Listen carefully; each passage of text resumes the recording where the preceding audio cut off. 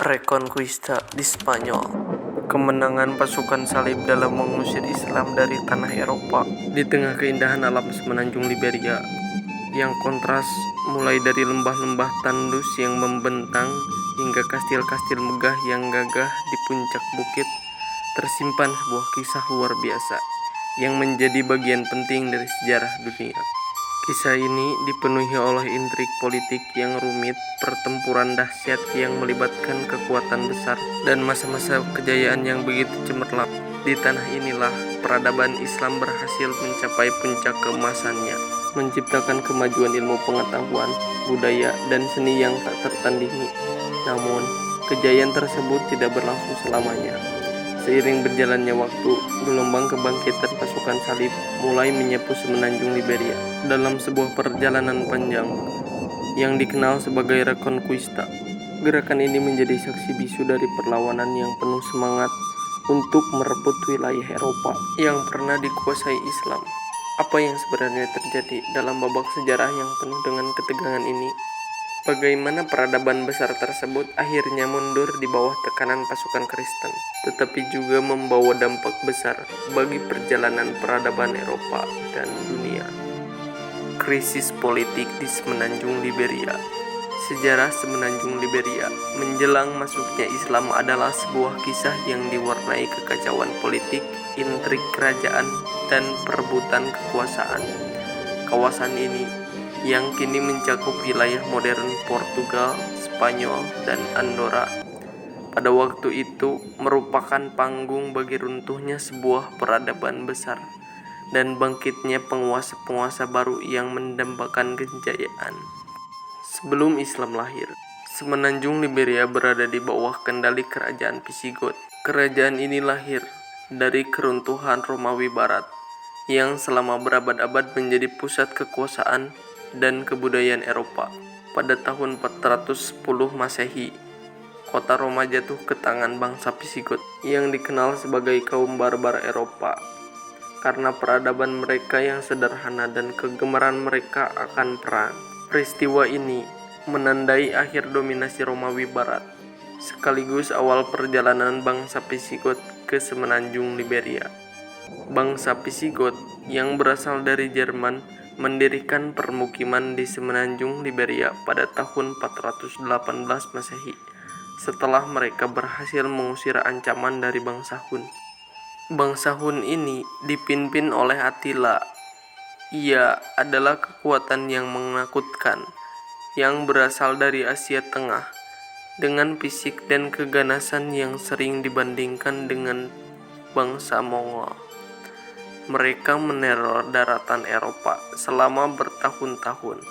Namun, di medan perang Catalonian Plains pada tahun 451 Masehi, bangsa Visigot bergabung dengan pasukan Romawi Barat untuk menghentikan teror Attila. Keberhasilan ini tidak hanya memastikan posisi bangsa Visigot di semenanjung Liberia, tetapi juga memperkuat hubungan mereka dengan Romawi Barat. Selama beberapa abad, bangsa Visigot menguasai semenanjung Liberia, hingga akhirnya kekuasaan mereka mulai meredup di bawah pemerintahan Rodrik, raja terakhir mereka. Rodrik naik tahta pada tahun 710 Masehi, tetapi pemerintahannya yang singkat segera berakhir dengan cara yang tragis. Pada tahun 712 Masehi, di pertempuran Guadalete, pasukan Rodrik dihancurkan oleh tentara kekhalifahan Umayyah yang dipimpin oleh Torik bin Ziyad. Pertempuran ini menjadi peristiwa monumental dalam sejarah, bukan hanya mengakhiri kekuasaan kerajaan Visigot, tetapi juga karena menandai awal dari kekuasaan Islam di semenanjung Liberia, atau yang lebih dikenal sebagai Andalusia. Torik bin Ziyad adalah seorang jenderal brilian yang memimpin invasi ini dengan keberanian luar biasa. Konon, belum pertempuran, Torik membakar kapal-kapal yang membawa pasukan ke daratan Liberia. Musuh ada di depan kalian, lautan ada di belakang kalian. Tidak ada jalan untuk mundur, kata Torik bin Ziyad untuk membakar semangat pasukannya. Pertempuran Guadalete tidak hanya menjadi saksi atas kejatuhan kerajaan Visigot, tetapi juga mencatat babak baru dalam sejarah Eropa. Islam mulai menanamkan akarnya di tanah yang sebelumnya diperintah oleh bangsa barbar. Di bawah panji kekhalifahan Umayyah, Andalusia berubah menjadi pusat kebudayaan, ilmu pengetahuan, dan kemakmuran yang tak tertandingi selama berabad-abad. Namun, kehadiran Islam di semenanjung Liberia bukanlah akhir dari kisah ini. Sebaliknya, itu adalah awal dari sebuah saga panjang tentang perebutan kekuasaan, benturan peradaban, dan perjuangan panjang yang kelak dikenal sebagai Reconquista, upaya pasukan salib untuk merebut kembali tanah Eropa dari kekuasaan Islam. Perjalanan sejarah Liberia adalah pengingat bahwa setiap peradaban memiliki masa kejatuhan dan kebangkitan. Dari reruntuhan Romawi, lahir Visigoth. Dari kejatuhan Visigoth, bangkitlah Andalusia di bawah kekuasaan Islam. Dan pada akhirnya, melalui perjuangan berabad-abad, pasukan Kristen kembali memegang kendali. Sejarah ini tidak hanya mencatat kemenangan dan kekalahan, tetapi juga memberikan pelajaran bahwa kekuasaan tidak pernah abadi. Perubahan adalah satu-satunya kepastian dalam sejarah umat manusia. Permulaan dominasi Islam di barat Eropa. Di bawah langit kelam semenanjung Liberia, bayangan kehancuran mulai membayangi kerajaan Visigoth. Namun, kehancuran ini bukanlah hasil dari kekuatan asing semata, melainkan akibat perpecahan yang menggerogoti kerajaan dari dalam. Konflik memanas antara Raja Roderick, penguasa Visigoth yang baru saja naik tahta pada tahun 710 Masehi, dengan Julian, gubernur Visigoth di Ceuta, wilayah di seberang Selat Gibraltar. Perseteruan itu bukan hanya perselisihan konflik biasa, tetapi dilandasi oleh dendam yang mendalam. Julian, yang pernah menjadi sekutu setia kerajaan, merasa terhina dan sakit hati setelah kabar kelam menyebar bahwa Roderick telah mencemari kehormatan saudarinya, Florinda La Cava. Dalam sebagian kisah, peristiwa ini digambarkan sebagai dongeng rakyat, tetapi dalam realitas sejarah, dendam Julian begitu nyata dan menggerakkan untuk melakukan tindakan yang akan mengubah wajah Liberia selamanya. Dalam keputusannya, Julian mencari sekutu yang dapat membalaskan dendamnya. Pilihannya jatuh kepada kekhalifahan Umayyah. Kekuatan yang telah ia saksikan kehebatannya dalam mempertahankan Ceuta dari serangan Musa bin Nusair, gubernur kekhalifahan Umayyah di Afrika, menjadi tokoh kunci dalam rencana ini. Dengan diplomasi yang cerdik, Julian mengajukan permintaan kepada Musa untuk membantu menggulingkan Roderick, menawarkan pengetahuan tentang medan, dan dukungan logistik berupa kapal-kapal dagangnya. Pada tahun 710 Masehi, Musa mengirimkan Tariq bin Malik sebagai perintis dengan 4 kapal yang dipinjam dari Julian.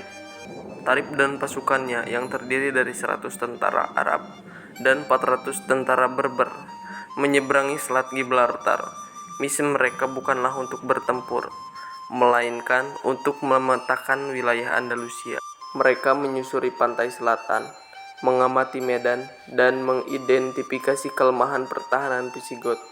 Operasi ini adalah langkah awal yang menentukan, dan keberanian Tariq diabadikan dalam nama sebuah kota di Andalusia, nama kota Tarifa. Setahun kemudian, giliran Tariq bin Ziyad, salah satu jenderal terbaik Musa, memimpin pasukan utama yang berjumlah 7.000 orang, mayoritas dari suku Berber. Dengan bantuan kapal-kapal Julian, mereka menyeberangi Selat Gibraltar. Di sebuah bukit yang menjulang di ujung selat, Tariq dan pasukannya mendarat. Bukit itu kemudian dikenal sebagai Jabal Tariq, atau dalam bahasa Inggris disebut Gibraltar. Sementara itu, Roderick yang sedang sibuk merendam pemberontakan di Bosque mendengar kabar tentang invasi ini. Dengan tergesa-gesa, ia mengerahkan pasukannya menuju selatan untuk menghadapi ancaman asing yang telah menjejakkan kaki di tanahnya. Jarak antara Gibraltar dan pusat pemerintahan di Toledo begitu dekat, dan Roderick tahu bahwa ia tidak memiliki waktu untuk ragu. Pada tahun 712 Masehi, kedua pasukan bertemu di dekat sungai Guadeloupe.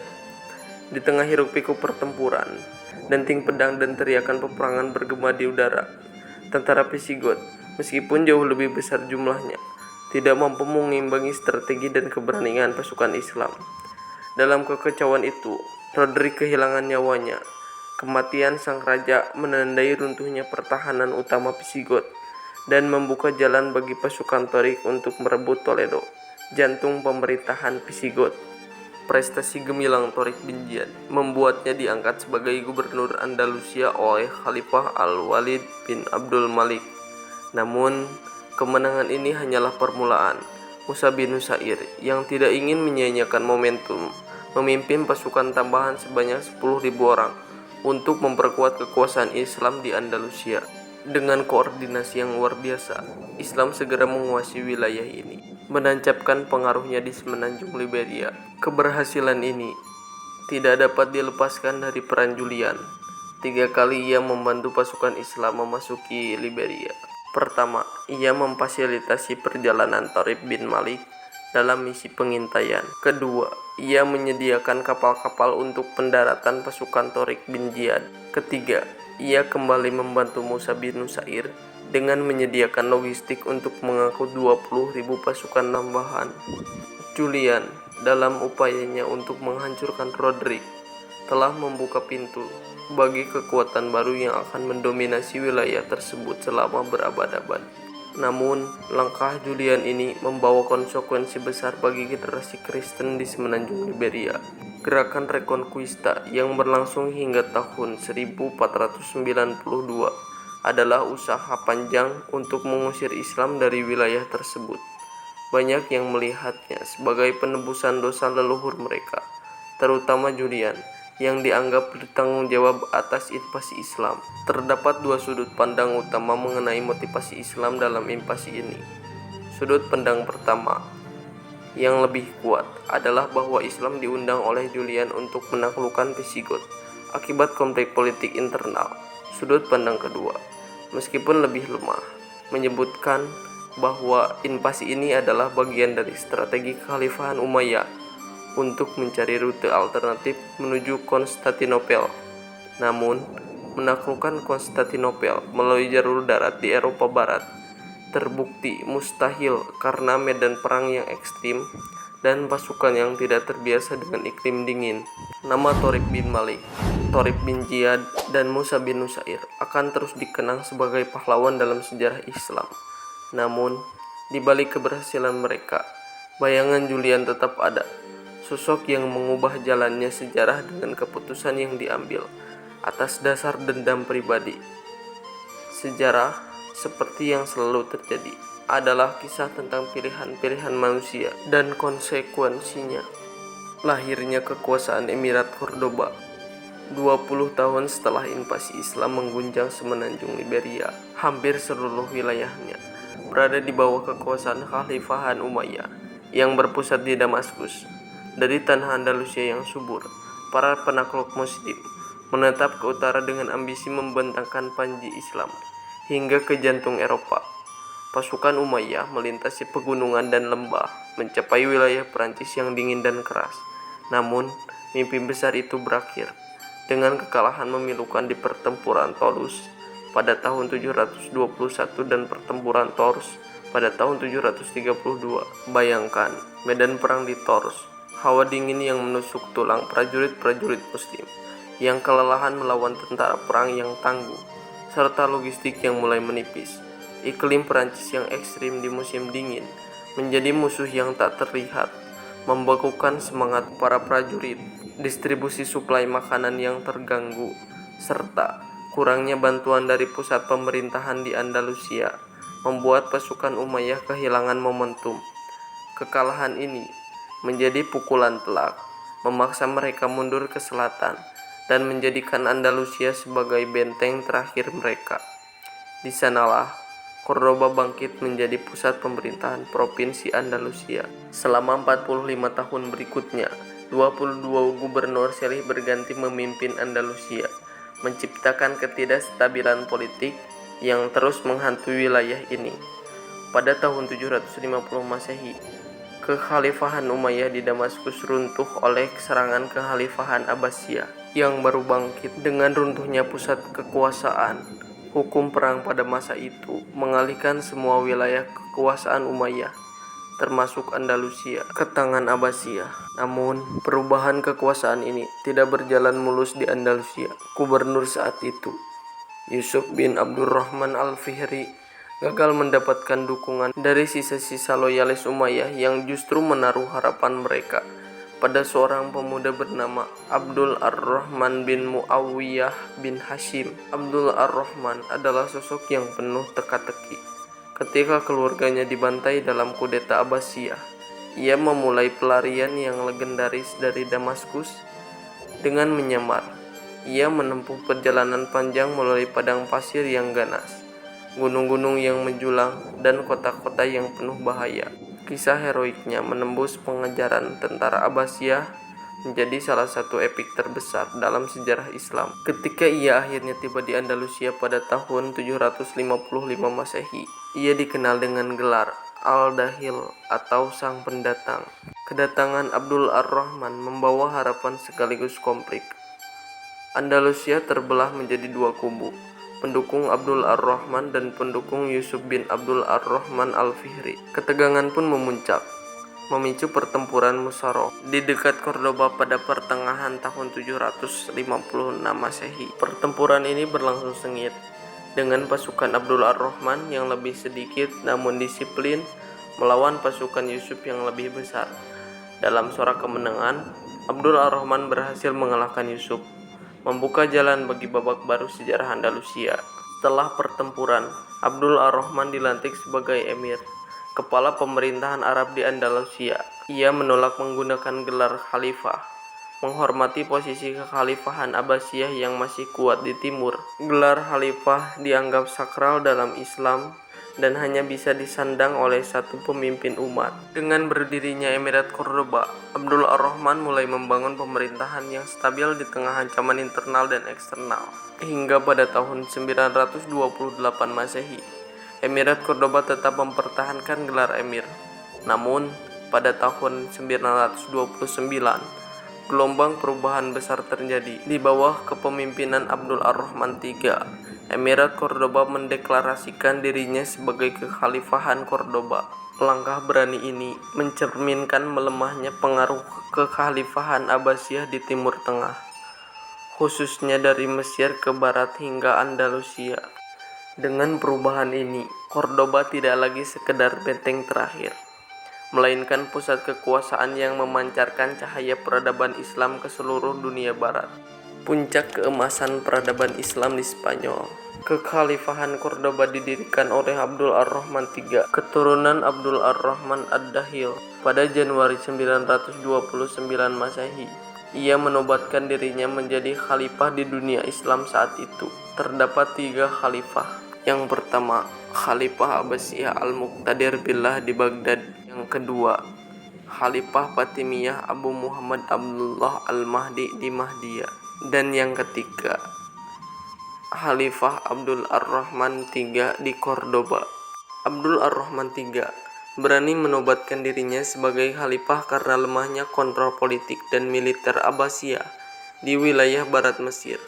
Selain itu, ia ingin menunjukkan bahwa kejayaan Khalifahan Umayyah masih bertahan di Andalusia. Selama 73 tahun sebelumnya, keturunan Khalifahan Umayyah hanya bergelar emir di Cordoba. Tanpa pengaruh politik yang signifikan di dunia Islam, jarak yang jauh dari Baghdad melindungi mereka dari serangan sesama muslim, yang seringkali lebih berbahaya dibandingkan ancaman dari kerajaan-kerajaan Kristen Eropa. Namun, setelah Cordoba diubah menjadi kekhalifahan, pengaruhnya meningkat pada tahun 1000 Masehi. Islam memiliki 3 kota terkemuka, Baghdad, Kairo, dan Cordoba. Ketiganya dikenal karena kemegahan arsitektur, kehidupan penduduk yang makmur, serta pencapaian intelektual di dunia. Hanya Konstantinopel dan Beijing yang dapat menyaingi kota-kota ini. Cordoba tidak hanya menjadi pusat pemerintahan, tetapi juga kota perdagangan dan pendidikan. Universitas Cordoba dan perpustakaan-perpustakaannya menjadi magnet bagi pelajar Eropa, terutama di bidang kedokteran dan sains. Kekhalifahan Cordoba memainkan peran penting dalam mempersiapkan Eropa menuju Renaissance dan revolusi industri. Pada masa pemerintahan Abdullah Ar-Rahman III, Cordoba menjadi simbol kejayaan Islam di Eropa. Sementara kerajaan-kerajaan Kristen hidup dalam keterbelakangan akibat dominasi gereja dan struktur sosial yang tidak adil. Cordoba menawarkan kemakmuran, pendidikan, dan inovasi. Jalan-jalan kota di Cordoba diterangi lampu api dan ditata dengan batu. Sementara kota-kota besar Eropa seperti London dan Paris masih gelap dan berlumpur. Namun, kejayaan Cordoba mulai memudar setelah wafatnya Abdullah Ar-Rahman III pada tahun 981 Masehi. Kekhalifahan mengalami kemunduran signifikan pada masa pemerintahan Hisham II yang naik tahta di usia 11 tahun. Pemerintahannya berlangsung dari tahun 976 Masehi hingga 1012 Masehi, tetapi seringkali diselangi kekacauan dan pergantian penguasa. Pada tahun 1016 Masehi, dinasti Hamudiyah mengambil alih kekuasaan hingga tahun 1023 Masehi, sebelum Cordoba kembali memegang kendali hingga tahun 1031 Masehi.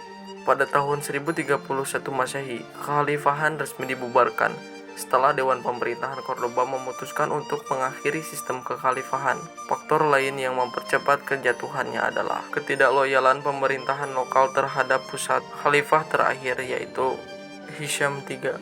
Ia diasingkan ke Lleida di Provinsi Catalonia dan meninggal pada tahun 1036 Masehi. Setelah itu, Islam di semenanjung Liberia terpecah menjadi 33 dinasti kecil, membuka jalan bagi reconquista yang semakin intensif untuk menaklukkan Andalusia. Dari sejarah ini, dapat disimpulkan bahwa proses transisi dari emirat ke kekhalifahan membutuhkan persatuan yang kuat. Keberhasilan Abdurrahman Ad-Dahil menyatukan prajurit Umayyah di semenanjung Liberia menjadi pondasi bagi berdirinya Emirat Cordoba, yang kemudian menjadi kekhalifahan Cordoba dengan visi kejayaan seperti di Damaskus. Era kegagalan reconquista. Pada tahun 711 Masehi, sebuah perubahan monumental mengguncang semenanjung Liberia. Pasukan Islam yang dipimpin oleh Tariq bin Ziyad dengan keberanian yang luar biasa melintasi Selat Gibraltar dan menaklukkan kerajaan Visigoth yang telah runtuh, menyisakan wilayah utara yang masih bertahan. Seiring berjalannya waktu, kerajaan Asturias yang lahir dari sisa-sisa kerajaan Visigoth berhasil mempertahankan eksistensinya. Pada tahun 722 Masehi, di sebuah lembah berbatu di Campadonga, pasukan Kristen dipimpin oleh Pangeran Pelayo meraih kemenangan simbolis yang kemudian dikenang sebagai titik awal dari gerakan Reconquista, upaya keras untuk merebut kembali semenanjung Liberia dari cengkraman Islam. Namun, kemenangan itu, meski terdengar gemilang, hanya mencatatkan kemenangan sementara. Tidak lama setelah itu, pada tahun 756 Masehi, Emirat Cordoba didirikan di bawah kepemimpinan Abdullah Ar-Rahman I yang berhasil mengonsolidasikan kekuasaan Islam di wilayah yang luas itu. Seiring berjalannya waktu, pengaruh kekhalifahan Cordoba semakin menguat. Dengan pemerintahan yang stabil dan militer yang tangguh, Cordoba bukan hanya menanggapi ancaman dari kerajaan-kerajaan Kristen yang berada di utara, tetapi juga menghadapi tantangan dan kekuatan Islam di wilayah selatan, seperti kekhalifahan Fatimiyah yang lebih besar dan semakin mendekat. Masa kegagalan Reconquista ini bertahan selama 266 tahun, dari tahun 722 Masehi hingga tahun 1008 Masehi. Pada periode ini, kekuatan Islam tetap tegak kokoh di semenanjung Liberia, dengan tidak ada kerajaan Kristen yang mampu menandingi ketangguhan militer Islam. Bahkan, saat pendirian kekhalifahan Cordoba pada tahun 929 Masehi, seluruh serangan dari kerajaan Kristen di utara terbukti tidak mampu menggoyahkan stabilitas politik yang terjalin di bawah pemerintahan Islam. Dalam menghadapi perlawanan Kristen, pasukan Islam dikenal dengan moral dan semangat juang yang tinggi. Keberanian yang mereka tunjukkan, seperti yang dipertontonkan oleh Tariq bin Ziyad dengan hanya 7.000 pasukannya saat memasuki Andalusia. Pasukan ini tidak hanya berjuang dengan keterampilan dan kekuatan, tetapi dengan keyakinan bahwa mereka sedang berperang dalam nama jihad, mempertaruhkan hidup mereka untuk sebuah tujuan yang lebih besar. Dalam keyakinan mereka, kemenangan di medan perang adalah tanda kesuksesan yang membawa mereka lebih dekat kepada surga. Sementara kegagalan hanya berarti mati syahid. Keberanian ini memotivasi mereka untuk melawan dengan gigih dan memenangkan hampir setiap pertempuran yang mereka hadapi. Namun, di sisi lain, kerajaan-kerajaan Kristen di utara tidak mampu bersatu saat pasukan Islam melancarkan serangan. Kerajaan-kerajaan Kristen yang seharusnya bersatu justru terpecah belah. Kerajaan-kerajaan seperti Asturias, Leon, dan Portugal saling bersaing dan lebih sibuk dengan masalah internal mereka daripada menghadapi ancaman Islam. Pada tahun 910 Masehi, ketika Cordoba semakin besar dan menguat, kerajaan Asturias yang seharusnya menjadi kekuatan utama Kristen malah terbagi menjadi beberapa kerajaan yang lebih kecil, sehingga mereka gagal untuk mengkoordinasikan perlawanan yang lebih efektif. Tidak hanya itu, Kepausan di Roma juga belum memiliki kekuatan yang cukup untuk memimpin pasukan Kristen dalam perang melawan Islam. Baru pada tahun 754 Masehi, Kepausan mulai terbentuk, tetapi pengaruh politiknya masih terbatas. Pada masa itu, Eropa masih berjuang dengan semangat religius yang terpisah, dan tidak ada otoritas tunggal yang menggerakkan pasukan Kristen secara serentak. Perang salib yang terkenal terjadi beberapa dekade setelah itu. Namun, pada awalnya, perang ini merupakan usaha untuk merebut kembali tanah yang telah dikuasai oleh Islam, daripada misi yang diberkahi langsung oleh Kepausan. Selama masa ini, kehidupan kekhalifahan Cordoba terus berkembang pesat. Dengan sistem pemerintahan yang aman dan makmur, rakyat yang tinggal di wilayah kekuasaan Islam tidak merasa tertekan. Bahkan, bagi banyak orang Kristen, kehidupan mereka berjalan damai. Mereka tetap dapat mempertahankan kehidupan mereka selama membayar pajak jizyah, yang menjadi tanda bahwa mereka dijamin keselamatannya. Di bawah pemerintahan Islam, Andalusia menjadi pusat perdagangan dan kebudayaan, dengan ekonomi yang berkembang pesat. Berkat hubungan dagang yang terjalin dengan Eropa dan Maroko, keamanan yang tercipta di bawah Islam membawa kemakmuran bagi rakyat, dan kesulitan dalam perlawanan dari utara semakin terasa. Masa kegagalan Reconquista, meski penuh perjuangan dan ketegangan, menunjukkan bahwa sebuah kenyataan bahwa dalam sejarah, pemerintah memainkan peran yang tidak kalah penting.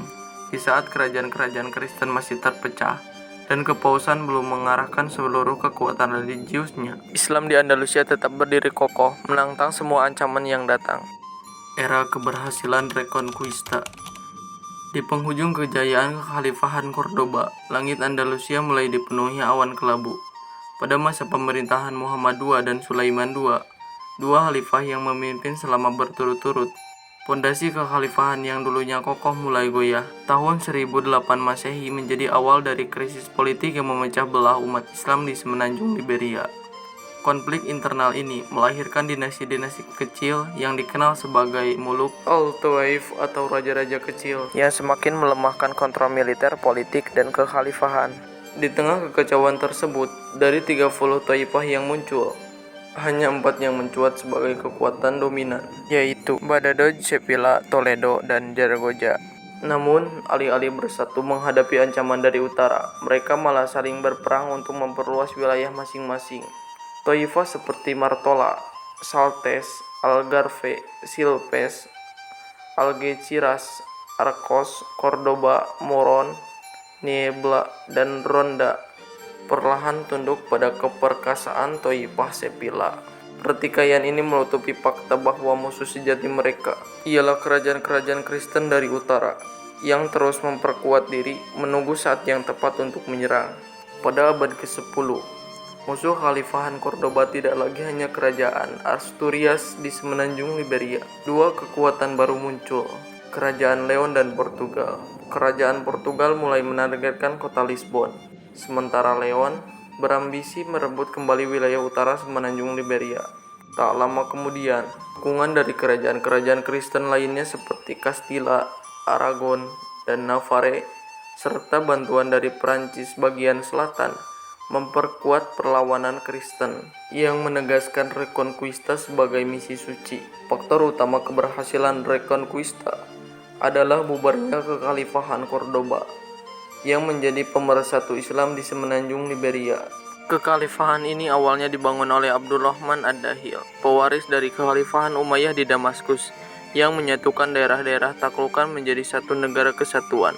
Namun, tanpa kepemimpinan yang kuat, persatuan ini retak. Setiap taifah mengatur wilayahnya sendiri-sendiri, seringkali tanpa memedulikan ancaman eksternal.